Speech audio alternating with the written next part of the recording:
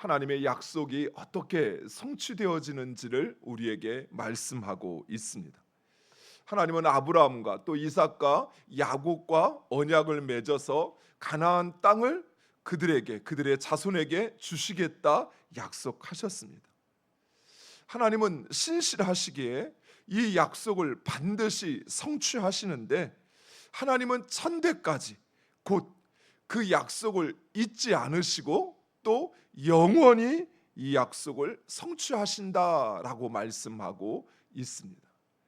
그리고 이 하나님의 약속이 이제 어떻게 성취되어지는지를 오늘 본문은 우리에게 말씀하고 있습니다. 먼저 하나님께서 아브라함에게 약속하실 때만 해도 아브라함은 가나안 땅에 단 한 평의 땅도 가지고 있지 않았습니다.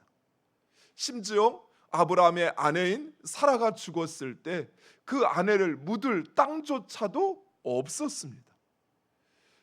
즉 이 말은 하나님의 약속은 세상적인 기준으로 볼 때는 그 실현 가능성이 전혀 없다는 사실입니다.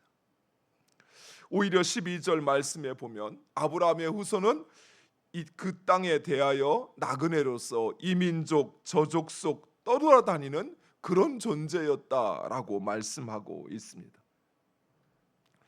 당시 고대 시대 땅이라는 것은 단순히 소유, 오늘날 우리가 생각하는 것처럼 이렇게 부동산의 의미만을 갖는 것이 아니라 자신을 지켜줄 수 있는 가장 기초적이고 그리고 가장 중요한 수단이었습니다. 땅이 없다는 것은 곧 그 땅에 아무런 존재 가치도 없고 그 생명을 지켜줄 아무것도 소유하지 않은 것을 말합니다. 요즘 우리는 땅이 없어도 돈이 있으면 되잖아요. 그러면 돈이 어쨌든 내 삶에 필요한 모든 것을 공급하고 살아갈 수 있는 그런 것이 되고, 또 돈이 없어도 내 아버지가, 내 부모가 많은 돈을 가졌거나 내 주변에 힘 있는 사람들이 있으면 그러면 내 삶을 영유하고 유지할 수 있는 그런 조건들이 되잖아요. 근데 고대 시대는 그 어떤 것도 아무런 의미가 없었습니다. 오직 땅이었어요. 땅을 소유해야만 자신의 존재가 유지되어질 수 있고 또 그 존재와 가정을 지킬 수 있는 것이었습니다. 그러나 당시 아브라함과 그의 자손들은 땅을 가지지 못했다라고 말씀하고 있습니다. 하지만 아브라함과 그 후손들은 하나님께서 기름 부어 택하신 자들이라고 말씀합니다. 따라서 결코 사람들이 함부로 할 수 있는 존재가 아니었다는 것입니다. 15절에 하나님은 그들을 하나님의 선지자로 여기셨다라고 말씀하십니다. 즉 하나님께서 보내신 자들로 하나님께서 친히 그들을 지키시고 보호하시겠다는 것입니다. 단순히 하나님께 속한 자 또는 하나님께서 택하신 자가 아니라 하나님께서 보내시어 하나님의 사명을 감당하는 자들로 하나님께서 그들을 지키시고 보호하시겠다는 것입니다. 대표적으로 아브라함이 예굽에 피하였을 때 아브라함은 자신의 안전을 위해서 아내 사라를 누이라고 속이게 됩니다. 그래서 바로가 그 아내 누이였던 사라를 이제 취하려고 하였을 때 하나님께서 바로와 그의 집에 큰 재앙을 내리시어서 하나님의 뜻을 깨닫게 하십니다. 아브라함의 아들 이삭 때에도 동일한 일이 벌어집니다. 물론 아브라함이 그의 아내에 대한 책임감 없이 자기 살겠다고 아내를 누이라고 속인 것으로만 생각하지만, 이 사건은 하나님께서 그들이 어느 곳에 가든지 그들을 지키시고 보호하시는 분이라는 사실을 보여주는 것입니다. 사랑하는 성도 여러분, 우리 역시 성경은 이제 택하신 족속이요 아브라함의 후손 상속자라고 성경은 말하고 있습니다. 따라서 하나님께서 아브라함과 함께 하신 것처럼 우리와도 함께 하십니다. 또한 하나님께서 친히 아브라함을 지키시고 보호하신 것처럼 하나님은 우리를 지키시고 보호하시다라는 사실을 믿으시기 바랍니다. 우리 마음에 찾아오는 상실과 또 이 세상에 대한 두려움, 그것은 결코 하나님으로부터 오는 것이 아니라는 것이. 세상을 살다 보면 때로는 우리의 삶에 내가 쌓아올린 모든 것, 또 내가 지금까지 가져온 모든 것, 그것이 사라져 버리는 것처럼 또는 빼앗겨 버리는 것처럼 느낄 수 있어요.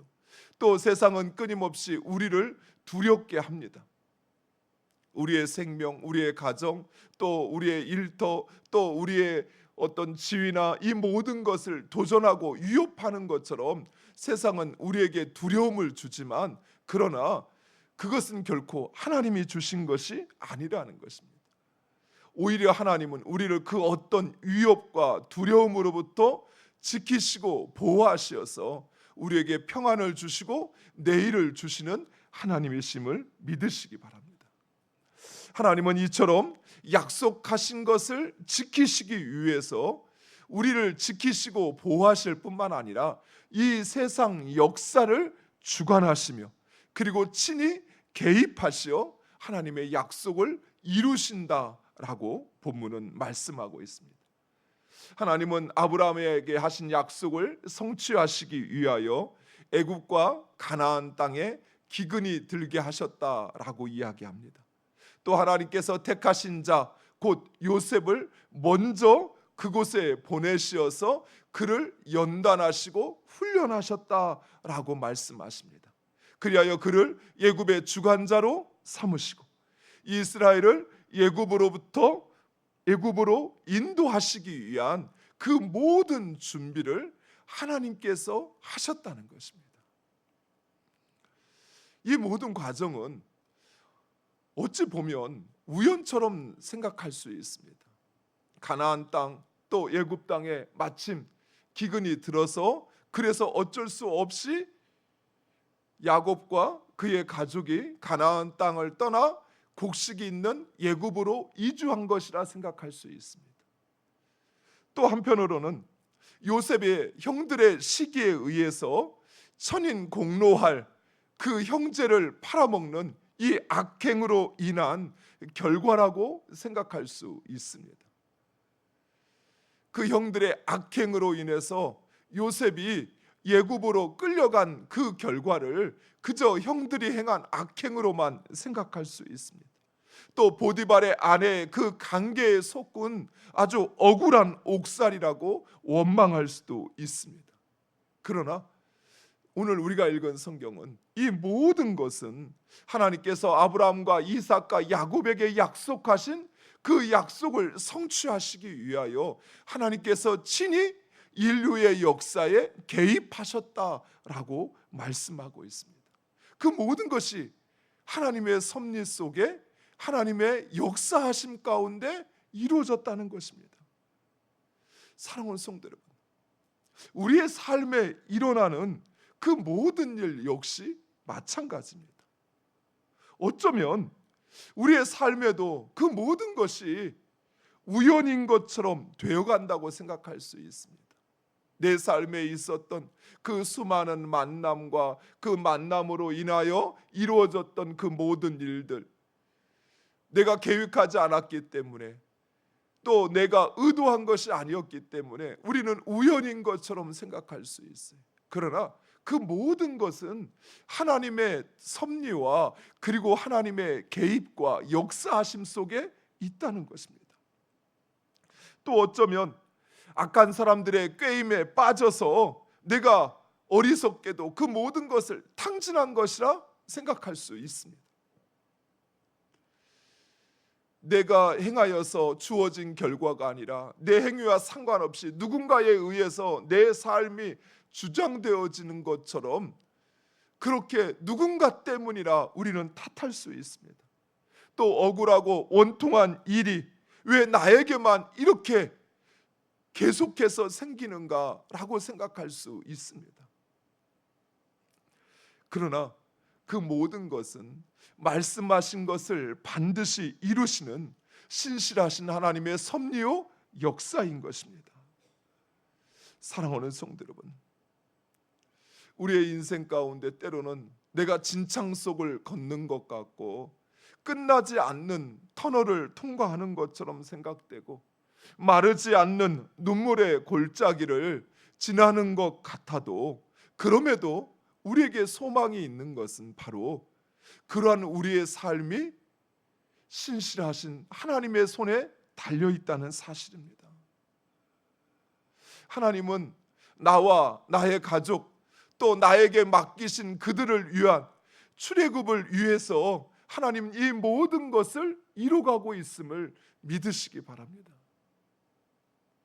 사랑하는 성도 여러분, 우리가 만약 이런 진창과 같은 삶 가운데 끝나지 않는 터널을 지나는 것 가운데 마르지 않는 눈물의 골짜기를 지나고 있을 때, 그렇다면 내 삶이 하나님의 손에 달려 있다라는 사실을 확신한다면 어떻게 해야 할까요?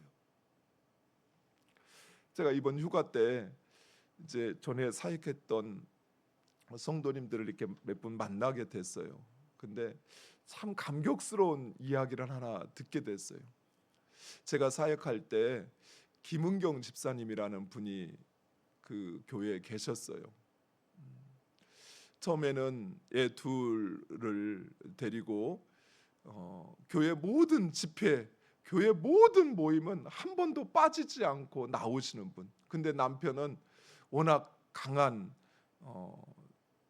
기독교에 대한 강한 불만과 반대 의식이 있어서 교회 나오지 않고 혼자 그렇게 아이를 데리고 나오시고, 또 임신을 해서 배가 이렇게 불렀는데도 금요 기도회 또 교회에서 바자회를 한다고, 그 교회는 좀 바자회를 크게 했어요. 작은 교회인데 그래가지고 성도들이 돈가스를 다 일일이 고기를 사와가지고 두드려가지고 빵가루에 묻혀가지고 그걸 이렇게 만드는데, 그 자리에 이분은 안 와도 되는데 그렇게 배가 불러가지고도 얘 둘을 데리고 와가지고 참여를 하시는 거예요.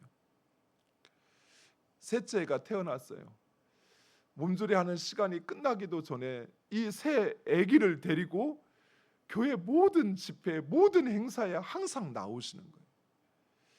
마침 그때 제가 이제 거기 그 교회에서 기독교 가정 그 생활 양식을 위한 프로젝트를 하는데 참 힘든 일이었어요. 매일 아침이나 저녁 가족이 다 같이 모여서 식사를 하고, 그리고 또 자녀를 1대1로 말씀을 양육을 하고, 그리고 가정 안에서 공동체 생활을 하고, 남편의 도움 없이는 할 수 없는 일이었는데, 남편은 교회에 대한 반대 성향이 워낙 강하니까 도와주지 않고 함께 하지 않는데, 혼자 이제 30대 초반 정도 된 이 집사님이 애들 셋을 데리고 매일 그 활동을 12주 동안 하시는 거예요. 근데 이번에 교회를 갔는데요, 그 남편이 몇 년 전에 교회에 나오셨대요. 그래서 이제 그 남편이 아이들을 데리고 함께 신앙생활을 하는데, 그 주변에 있는 성도들이 그 모습을 보는데 너무 기쁘고 자기 일처럼 감사하고 감격스럽다라는 이야기를 하시더라고요. 제가 그 이야기를 듣는데 마치 제 일처럼 너무 기쁘고 행복했어요. 한편으로는 이전에 제가 사역할 때 그 모습을 보면서 안쓰럽기도 했어요. 그래도 어떻게든 자신의 신앙을 지키고 또 그 가정을 세우기 위해서 몸부림치는 그 젊은 여집사님의 그 모습이 한편으로는 참 불쌍해 보였어요. 그런데 주위의 시선이나 또 자기의 상황에 전혀 아랑곳하지 않고 정말 한 번도 빠지지 않고 금요 기도에 또 교회에서 있는 집회, 또 교회에서 하는 활동, 뭐 그 오면 막 그 아이들이 장난을 치고, 근데 조금 그 아이들은 엄마를 닮아서 그런지 성격이 무던했어요. 밥을 주면 줄 때까지 가만히 보채지도 않고 있고, 그랬는데 그 아이들을 그 셋을 데리고 와가지고 그때 이제 저희 아들하고 큰 그 집사님 큰 딸하고 아들하고 제 아들하고 하준이하고 나이가 같았거든요. 초등학교 이제 막 1학년 들어간. 근데 그 셋을 데리고 와가지고 기도회 또 예배 또 교회 와서는 하는 활동 또 교회에서 섬기는 봉사, 이 모든 것에 정말 그렇게 열심히 참여할 수가 없어요. 하나님께서 저 가정을 얼마나 기뻐하실까. 제가 어디까지 보고 왔냐면 그렇게 묵뚝뚝하고 관심을 보이지 않던 남편이 아내가 자녀들과 함께 매일 모여서 식사를 하는데 너무 행복하고 즐겁게 같이 밥을 먹으면서 대화를 하고 이야기를 나누는 이 모습을 보면서 어느 날부터 남편이 그 식사 자리에 함께하게 됐다는 이야기까지 들었거든요. 근데 교회 나왔다는 이야기 나오지는 않았었어요. 그런데 이번에 내려가서 잠깐 이야기를 하는 중에 그 남편이 몇 년 전부터 함께 교회에 출석하면서 자녀들과 같이 신앙생활한다는 이야기를 듣는데 너무 감사하더라고요. 사랑하는 성도 여러분, 하나님께서 우리의 삶 가운데 행하시는 그 모든 일들, 지금 여러분의 삶 가운데 행하시는 여러분이 원치 않거나 또 바라지 않거나 기대하지 않을지라도 이루어지는 그 모든 일들은 우연히 아니면 누구 때문에 절대 아니에요. 며느리 때문에 아니면 우리 옆집 누구 때문에 전혀 안 그래요. 그 모든 것을 주장하시는 분은 하나님이십니다. 그리고 그 하나님은 우리에게 약속하신 말씀, 이 성경 속에서 아브라함에게 그의 자손들에게 약속하신 그 말씀을 나의 삶에서 이루시기 위하여 하나님은 지금 그 모든 일을 행하고 있다는 사실입니다. 그렇다면 우리가 어떻게 해야 할까요? 우리는 오직 그 하나님을 의지하고 그 하나님을 찾고 또 그 하나님께 구하고 그리고 그 하나님의 말씀에 순종하면 하나님 그 뜻과 말씀을 반드시 이루시는 줄 믿으시기 바랍니다. 포기하지 마세요. 끝나지 않은 터널을 지나는 것 같다고요. 매일매일 눈물의 골짜기를 그렇게 쌓게 만드시는지 모르겠다고요. 아니요. 다 필요해요. 하나님 나에게 말씀하신 것을 이루시기 위해서 필요한 과정이에요. 여러분이 그 확신과 그 소망을 가지고 하나님을 찾고 의지하고 그 하나님을 간구하고 그리고 그 말씀에 여러분을 맡기고 순종한다면 하나님 반드시 그 말씀을 여러분의 삶에 이루실 것입니다. 나를 위하여, 우리 가정을 위하여, 나에게 맡기신 자들의 출애굽을 위하여 하나님은 지금도 일하고 있음을 믿고 그 하나님을 찾고 구하고 순종하는 여러분 되시기를 축원드립니다. 기도하겠습니다. 아버지 하나님 감사합니다.